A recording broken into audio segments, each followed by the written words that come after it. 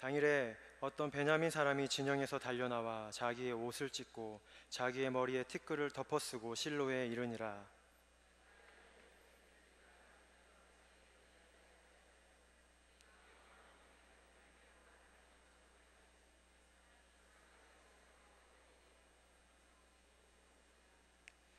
엘리가 그 부르짖는 소리를 듣고 이르되 이 떠드는 소리는 어찌 됨이냐. 그 사람이 빨리 가서 엘리에게 말하니 그때에 엘리의 나이가 98세라.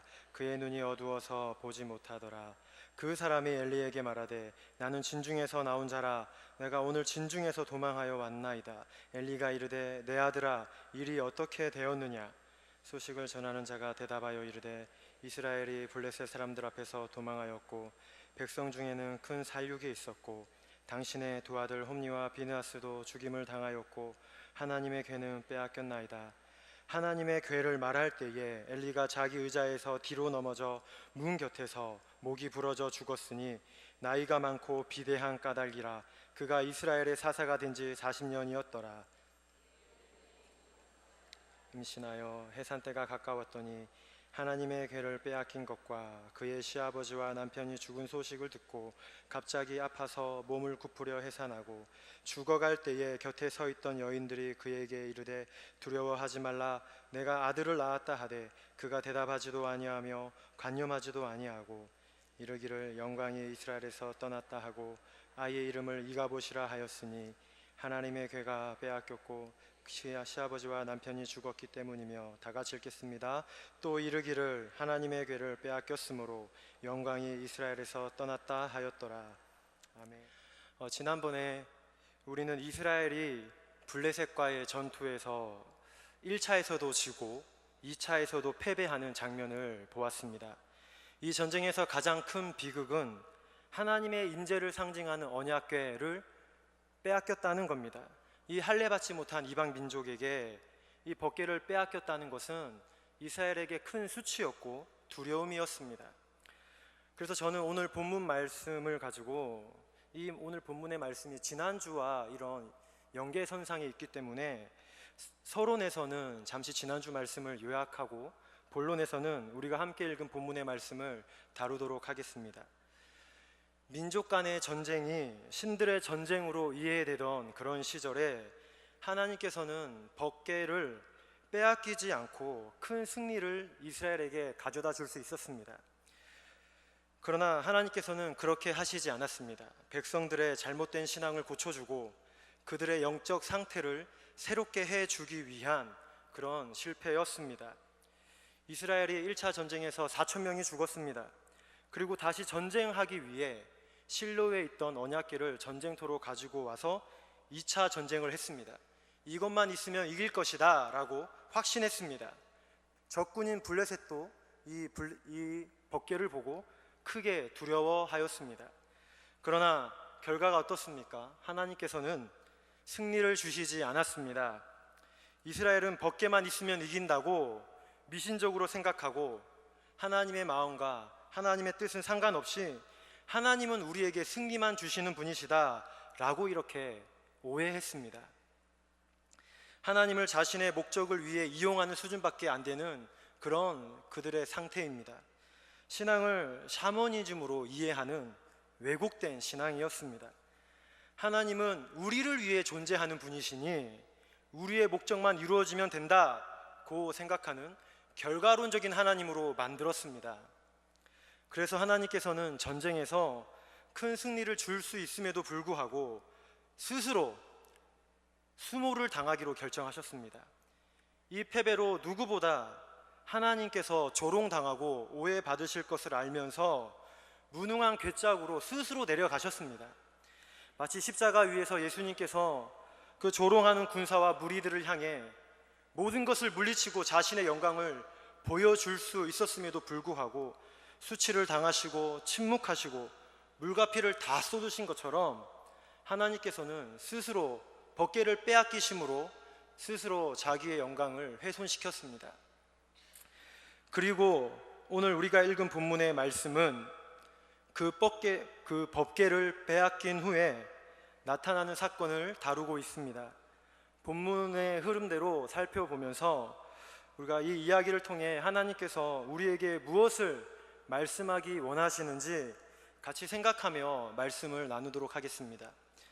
전쟁에서 패배하고 법궤를 빼앗겼고 엘리의 두 아들 홈니와 비느하스마저 죽었습니다.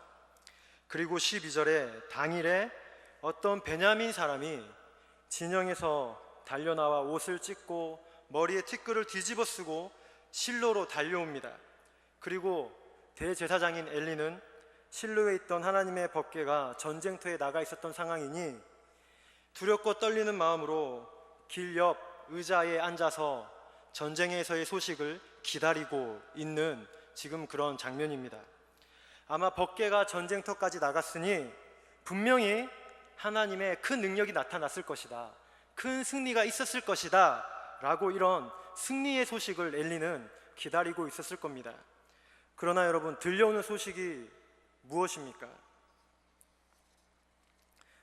전쟁터에서 빠져나와 실로까지 달려온 그 사람이 마을로 들어오자 온 성읍이 부르짖습니다. 슬픔과 공포에 백성들이 빠졌습니다. 전쟁에서 패배한 것도 모자라 법궤마저 빼앗겼다는, 있어서는 안 된다고만 생각했던 그 일이 발생했습니다.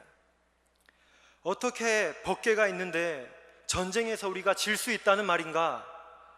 그들에게는 이해할 수 없고 받아들일 수 없는 그런 논리였습니다. 그러나 진정한 하나님의 임재에는 관심이 없고 법궤에만 관심이 있으니 당연한 결과입니다.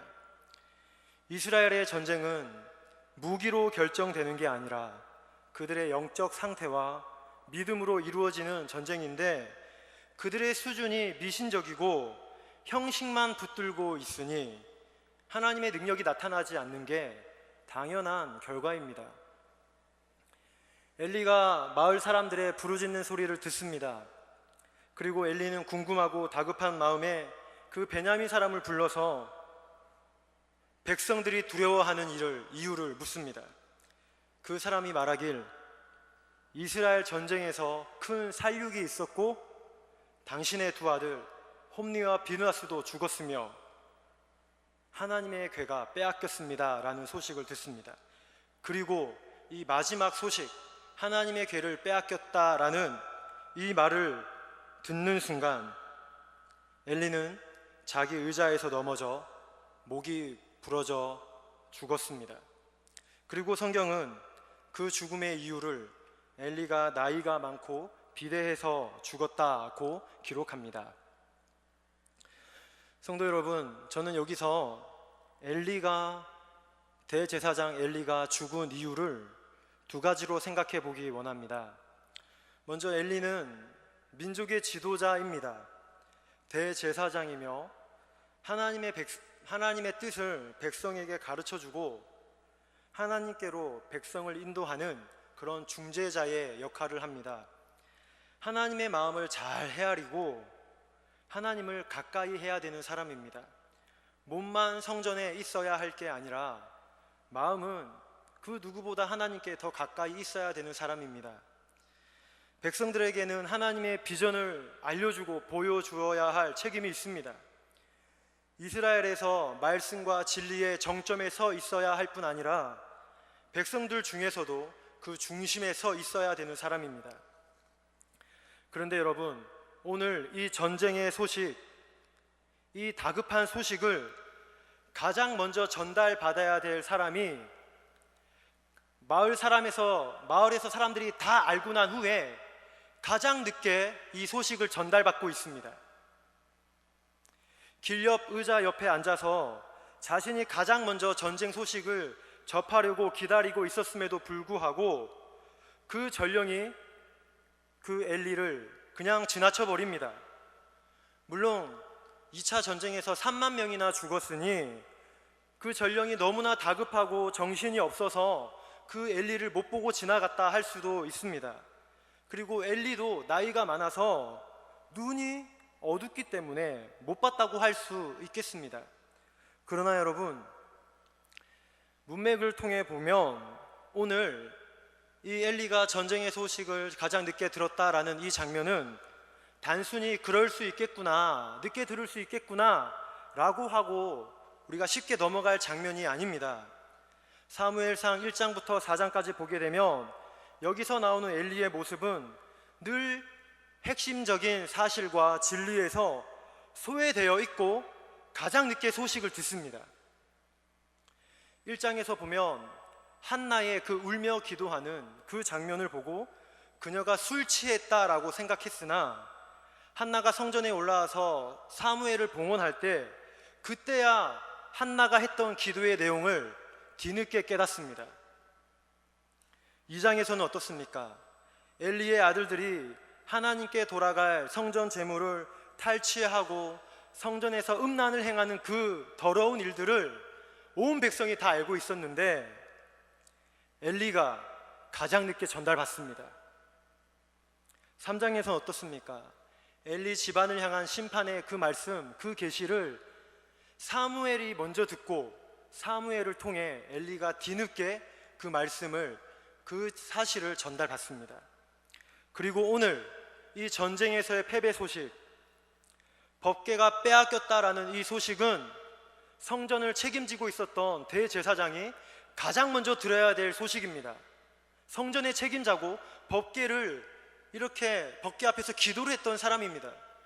그렇기 때문에 이 소식을 가장 먼저 들었어야 하고 민족의 책임자의 지도자의 역할에 있었던 사람이 가장 이 다급한 소식을 먼저 들었어야 했음에도 불구하고 온 백성이 부르짖고 있을 때에 가장 늦게 전달받고 있습니다.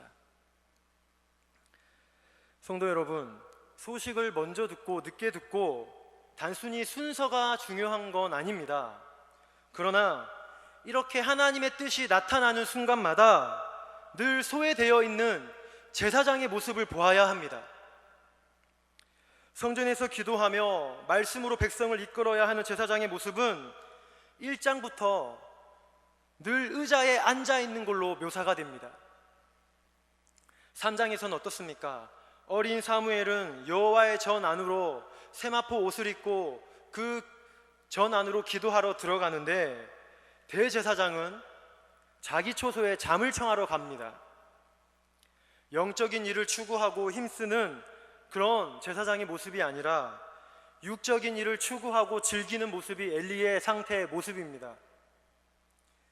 1장부터 계시와 말씀으로부터 점점점 멀어지고 있는 모습이 묘사되고 있습니다. 대제사장이 하나님과 더 가까워지고 말씀으로 충만해야 하는데 점점 멀어지고 점점 말씀이 비어지고 있습니다. 그나마 몸은 있었는데 이제는 마음도 비어지고 몸마저 자리를 이탈합니다. 비어진다고, 마음이 비어진다고 아무것도 없는 진공 상태가 되는 게 아닙니다. 하나님이 없는 마음은 진공 상태가 아닙니다.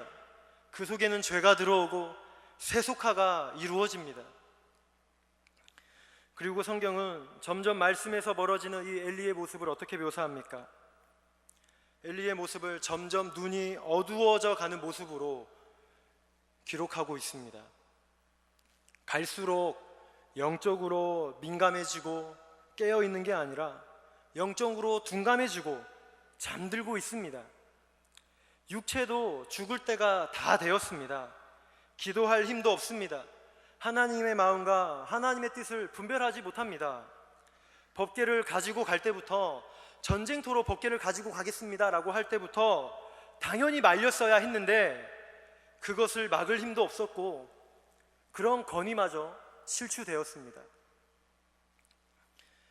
엘리의 이 영적으로 하나님과 점점 멀어지는 모습이 어떻게 묘사되고 있습니까?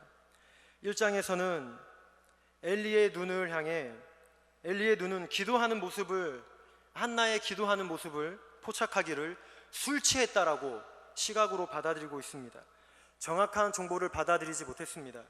2장을 지나 3장 2절에서는 점점 눈이 나빠져 희미해져 간다라고 이렇게 기록합니다. 그리고 오늘 4장 15절에서는 눈이 어두워서 보지 못하더라 라고 기록합니다. 완전히 멈추었습니다. 여러분, 멈추었다고 모든 게 스톱되는 게 아닙니다. 죄가 이제는 더 강력하게 역사한다는 겁니다. 점진적으로 악화되는 그 눈의 상태를 이렇게 표현한 것은 육체의 눈을 넘어서 영적인 눈을 말합니다. 영적인 시력이 제로가 되었습니다. 영적 상태가 점점 나빠지다가 법궤를 빼앗긴 후에는 멈췄습니다. 절망입니다. 영적 죽음입니다. 하나님의 말씀이 보이지 않습니다. 눈으로 이상을 보고 하나님의 비전을 보았던 시절에 이제 더 이상 아무것도 보이지도 않고 들리지도 않습니다. 제사장이 오히려 민족과 백성에게 장애물이 되었습니다. 성도 여러분, 엘리의 자리는 높았으나 그의 상태는 낮았습니다. 형편없었습니다. 그에게는 죽음의 그림자만 보입니다. 높은 자리에 있다고 다 인정받는 게 아닙니다. 그 자리에서 나오는 말과 행동과 그리스도의 향기가 그 사람을 존경받게 만듭니다. 여러분은 어떻습니까? 무엇이 되는가도 중요하지만 그보다 어떻게 살아가는가는 더 중요합니다. 나에게 붙는 명사보다 나에게 붙는 형용사가 더 중요합니다. 여러분, 엘리를 향해 대제사장이 아니라 어떤 대제사장이라고 말할 수 있겠습니까? 역사 속에 많은 대제사장이 스쳐 지나갔을 겁니다. 그러나 민족을 감동시키고 백성들이 의지하는 대제사장은 엘리 같은 사람이 아닙니다. 오히려 그의 위치가 그 영혼에게는 저주였습니다. 또한 여러분, 엘리는 연수가 더해갈수록 말씀과 멀어집니다. 교만을 넘어서 영적 감각이 없는 상태가 되었습니다. 우리는 어떻습니까? 저와 여러분은 연수가 더해갈수록 어제보다 오늘, 오늘보다는 내일 우리의 영적 상태는 어떻게 되어왔고 또 어떻게 되어가기를 원하십니까? 오늘도 그리스도의 사랑 안에서 성장하고 있습니까? 주님을 향한 사랑의 성장 없이는 그 누구도 신앙의 성장 말할 수 없습니다. 말씀을 가까이 하고 예배를 사모하십니까? 주님을 향한 사랑이 더 깊어지고 믿음이 성숙하고 있습니까? 본질을 붙들면 늘 이기고 영적으로 승리하게 되어 있는데 비본질에 매여서 시간을 낭비하고 자신을 후퇴시키고 있지는 않습니까? 정말 화가 나고 답답한 현장이 내 삶에 찾아옵니다. 그러나 그 속에서도 더 말씀과 가까이 하시고 그리스도의 향기를 보여주시길 바랍니다. 성도의 인생에서, 성도의 순례의 길에 여러 가지 다양한 흔적이 생길 겁니다. 그러나 그 흔적들 중에 많은 흔적들은 없어질 겁니다. 그러나 주님과 함께 서로 교제하며 친밀하며 사랑을 나눈 그 사랑의 흔적은 그분 앞에 설 때까지 영원히 남게 되어 있으니 나날이 주님을 더 사랑하는, 말씀과 더욱 가까워지는 그런 성도님들 되시길 바랍니다. 그리고 엘리가 죽은 이유가 이렇게 눈이 멀어지면서 이것은 영적으로 멀어진다는 의미였고, 그런 말씀과 멀어짐으로 죽었다고 그 한 가지의 이유를 설명했습니다. 그리고 엘리가 죽은 또 다른 이유는 직접적으로 말씀에 기록하고 있는데 18절에 성경은 기록하기를 그의 모습을 비대하였다고 이렇게 처음으로 그의 외모를 소개합니다. 비둔하였다는 겁니다. 단순히 살쪘다는 그런 의미를 넘어서 인간의 탐욕과 인간의 정욕이 온몸을 채우고 지배하였다는 겁니다. 그게 엘리입니다. 이러니 거룩한 하나님의 뜻이 들어올 틈이 없습니다. 인간의 탐욕이 지배하고 있으니 하나님의 거룩한 말씀이 영향력으로 작용해서 그를 이끌어 나갈 역사가 없습니다. 더 이상 주님의 보혈이 그 몸을 흐를 수 없습니다. 육적인 모습은 거대해지나 영적인 모습은 왜소해지고 있습니다. 몸은 거장인데 영은 난장이가 되었습니다. 육에만 관심이 있으니 영적인 갈급함도 없습니다. 기대할 수 없습니다. 목마르지 않습니다. 하나님을 찾을 수가 없습니다.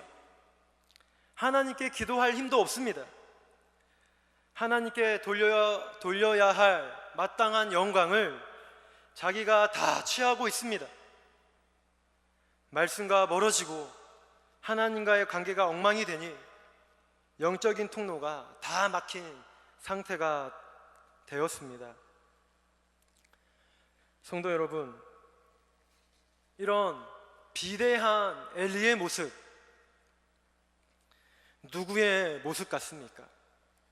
우리 이 시대의 모습 같지 않습니까? 부르짖음을 잊어버리고 갈급함이 없고 희망도 없어서 움직이지도 못하는 상태, 기대도 없고 기도할 수도 없는 이런 살찐 모습이 마치 저를 보는 듯 했습니다.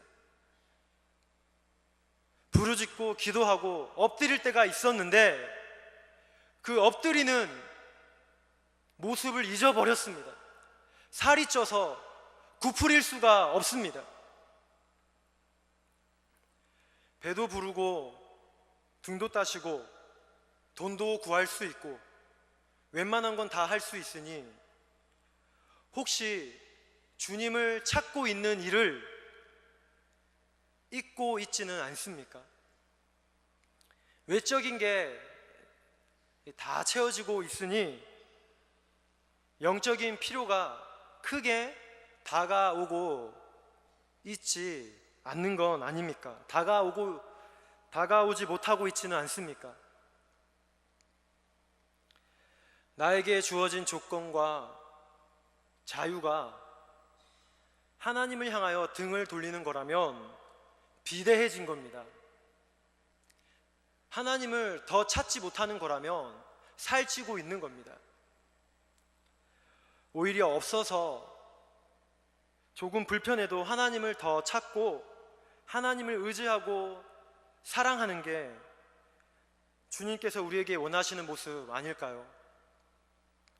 늘 주님 앞에서 오늘도 하나님 그 사랑이 필요합니다 라고 이렇게 말하며 진실하고 겸손한 성도님들 되시길 바랍니다.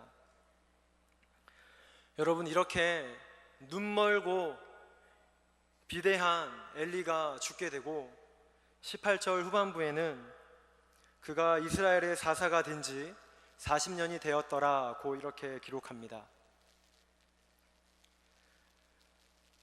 그의 인생을 호의적으로 아주 좋게 회고한 그런 40년의 의미가 아닙니다. 하나님의 뜻을 아주 잘 받들어 섬기고 평화롭게 나라를 잘 이끌고 백성을 잘 섬겼던 40년이었다라는 그런 의미도 아닙니다.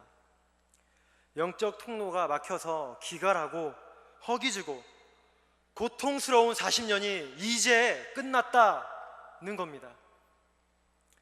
말씀과 축복의 통로가 되지 못한 그 제사장 밑에서 백성이 지금까지 고통과 혼란 가운데 있었다는 말씀입니다. 여러분, 영적인 리더가 보지 못하는 것은 치명적입니다. 자기가 못 보면 그만입니다. 근데 그가 못 보면 백성도 못 보기 때문에 치명적이라고 하는 겁니다. 그래서 이제 더 이상 볼 수 없고 막혀있는 엘리에게 하나님의 심판이 선언됩니다. 12절에 당일에라고 이렇게 시작하고 있는데 이 당일에라는 말은 2차 전쟁이 패배한 당일에라는 의미도 되겠지만 이제 엘리에 대한 심판이 선언되는 날이다라는 그런 당일에라는 의미도 포함되겠습니다. 성도 여러분, 그리고 이어져 나오는 말씀은 어떤 말씀입니까? 엘리의 며느리 비느하스의 아내가 임신하였는데 출산하는 내용이 나옵니다. 그런데 그 내막을 보면 참 슬픈 이야기입니다. 집안에 딸이 태어나든 아들이 태어나든 생명이 태어나는 건 축복이고 참 많이 감사해야 될 제목인데, 본문에서는 어미가 아들의 출산을 기뻐하지 않고 오히려 근심하고 있습니다. 많은 사람의 축복 속에서 태어나는 게 아니라 무관심 속에서 아들이 태어납니다. 그리고 여인은 이 아이의 이름을 이가봇이라고 지었습니다. 뜻은 영광이 없다, 영광이 떠났다라는 뜻입니다. 이 저주 같은 이름을 자기 아들에게 지어주고 그녀는 죽었습니다. 여러분, 이 여인이 신앙이 좋고 말씀이 충만해서 예지력을 가지고 예언적으로 이름을 지은 것 같지는 않습니다. 하나님의 영광이 이제 이스라엘에 없다는 것을 두려워하며 영적 분별력을 가지고 이렇게 말한 것 같지는 않습니다. 왜냐하면 엘리가 죽을 때에 그 전령으로부터 듣는 소식을, 그 순서를 보게 되면 전쟁의 패배, 그리고 두 아들의 죽음, 그리고 가장 중요한 법궤가 뺏겼다라는 이 마지막 소식을 듣고 충격을 받아서 목이 부러져 죽습니다. 이 듣는 순서가 그 중요도를 나타낸다면, 그런데 이 여인은 듣는 순서가 어떻습니까? 묘사되기를 엘리가 들었던 것과 반대로 설명이 되고 있습니다. 하나님의 법궤가 탈취된 것을 제일 먼저 듣고 남편의 죽음을 마지막에 듣습니다. 그리고 그녀는 아이를 낳고 이가봇이라 이름을 짓고 그녀는 죽었습니다. 이 여인이 하나님의 영광이 떠난 것에 대해서 슬퍼하고 하나님의 임재를 간절히 찾고 원하는 마음으로 이가봇이라고 지은 게 아닙니다. 우리 엘리 집안에 임한 심판을 보면서 하나님 긍휼히 여겨주십시오 라는 그런 회개하는 마음으로, 그런 심정으로 지은 것도 아닙니다. 다만 남편의 사망 소식을 듣고 이제 엘리의 집안과 자신의 미래에는 영광이 없다라는 의미로 이가봇이라고 지었습니다. 세속적인 영광이 이 집안에는 이제 없다. 나의 안정과 나의 부와 나의 미래에는 이런 영광이 더 이상 이제 존재하지 않는다라는 그런 육적인 가치관으로 이렇게 이가봇이라고 지은 겁니다. 그러나 여러분, 오늘 성경을 기록한 이 성경 기자는 그녀가 출산한 이 이가봇에서 이스라엘의 운명을 봅니다.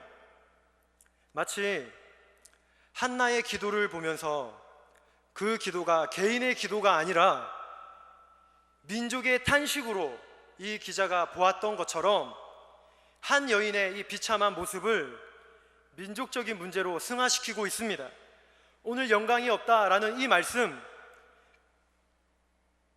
거룩한 영광이 이스라엘에서 떠났다는 이 말씀은 한 집안의 절망이 아니라, 한 여인의 미래에 대한 말씀이 아니라, 이제 이스라엘에는 영광이 없다, 이스라엘에는 하나님의 거룩하신 영광이, 임재가 더 이상 존재하지 않는다라는 그런 민족의 영적인 절망이요, 영적인 상태를 묘사하는 말씀입니다.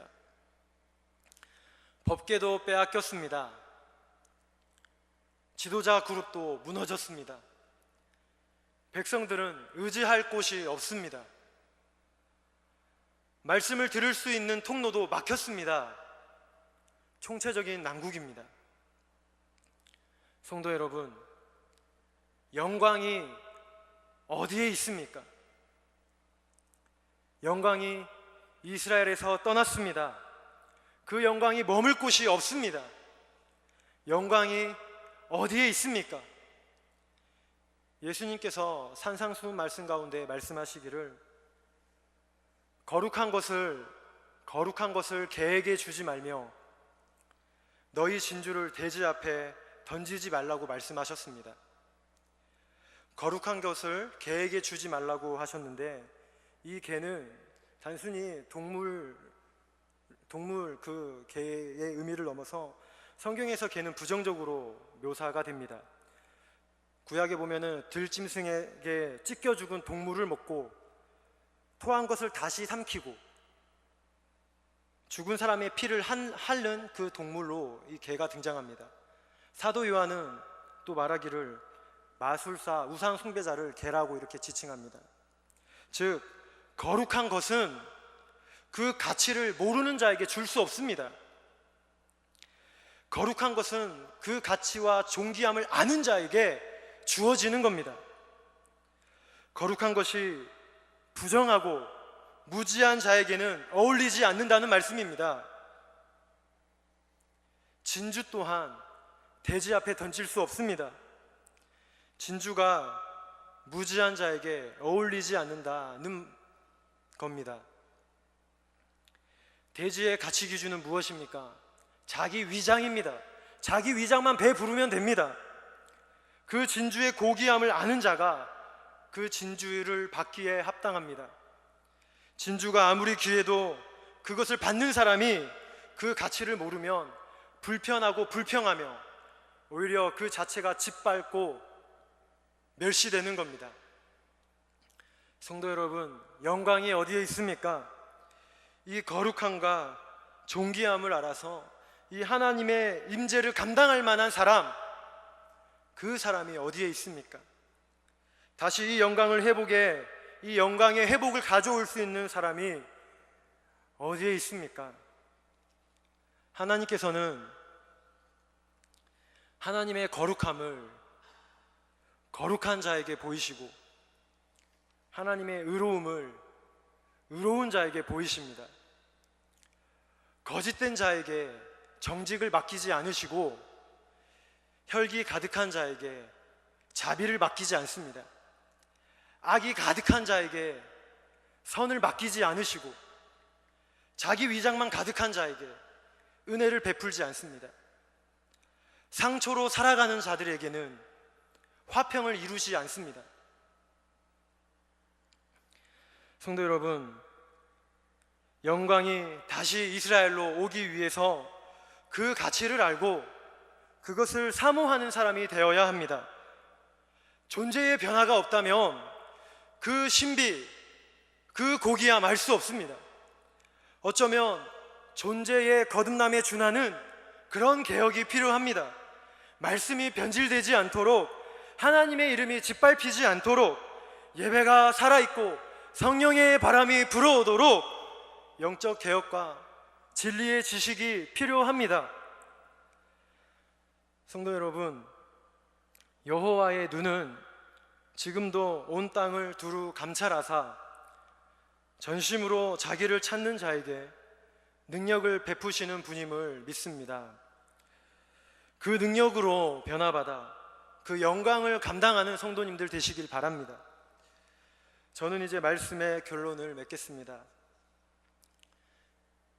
1장부터 4장까지 말씀을 보게 되면 엘리의 가문과 한나의 가문이 계속 대조되면서 나오는데, 오늘 마지막 단락에서는 그 절정을 이룹니다. 한나는 사무엘을 출산하였습니다. 후에는 더 많은 자녀를 낳았습니다. 근데 오늘 비느하스의 아내는 이가봇을 낳았습니다. 후에는 죽었습니다. 이제 더 이상 아이를 낳을 수 없는 영구적인 불임이 되었습니다. 한나의 아들은 사무엘은 이스라엘 민족에게 희망과 미래를 보여줍니다. 반면 엘리 집안의 손자 이가봇은 이스라엘의 사망 선고를 보여줍니다. 하나님의 영광이 떠난 이스라엘은 더 이상 이스라엘의 역할을 할 수 없기 때문입니다. 성도 여러분, 오늘 이 이야기가 슬픈 이야기입니다. 그러나 이 말씀 속에는 하나님의 새로운 역사에 대한 그런 복선이 담겨져 있습니다. 언약궤가 빼앗기고 이스라엘의 신앙의 위기가 왔지만 그것이 하나님의 실패는 아닙니다. 이가봇이라고 선언되었지만 지금까지 불신앙과 불법에 대한 심판이지 그들의 미래까지 포함한 재앙은 아닙니다. 흐린 하늘에 구름이 껴 있어도 태양이 여전히 존재하듯이 잠시 역사의 심판, 이가봇 심판이 있지만 하나님의 구속의 역사는 멈추지 않습니다. 하나님은 자신의 더 큰 역사를 위해서 여전히 일하고 계시고 준비하고 계십니다. 이런 하나님의 마음을 알아 하나님의 목적을 이루어드리는 그런 교회와 성도님들 되시길, 그 영광을 받기에 합당한 우리가 되기를 주님의 이름으로 축복합니다.